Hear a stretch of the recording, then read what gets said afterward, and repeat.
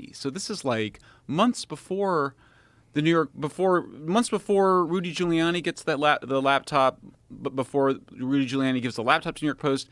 Why in the hell is Aspen Institute holding a tabletop exercise to pre-bunk?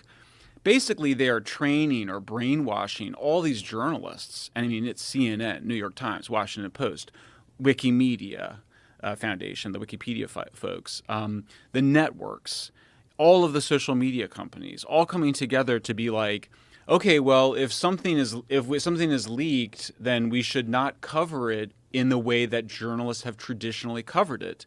Meanwhile, Stanford University, a few months earlier, had put out a report saying reporters should no longer follow the Pentagon Papers principle. Well, the Pentagon Papers, of course, is this famous episode. It was Steven Spielberg made a whole movie about it, where the Washington Post and New York Times published these internal Pentagon documents showing that the U.S. government was losing the war in Vietnam, right? This is Daniel Ellsberg, and he just releases it. He steals these documents. He breaks the law, steals these documents, gives them to the newspapers. The newspapers publish them.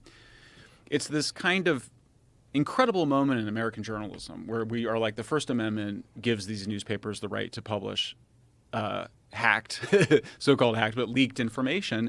And here you have Stanford University, Aspen Institute saying, oh, no. That's all. We should stop doing that. Journalists should no longer write about leaked information in that way. Instead, we should focus on the person who leaked it.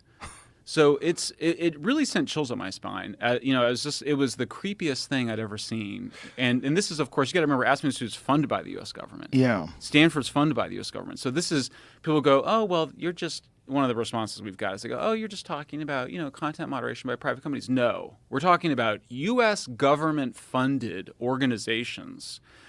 You can't, if the U.S. government is censoring information, that's obviously a violation of the First Amendment. But if the U.S. government is funding somebody else to censor information, that's also a violation of the First Amendment. You can't indirectly.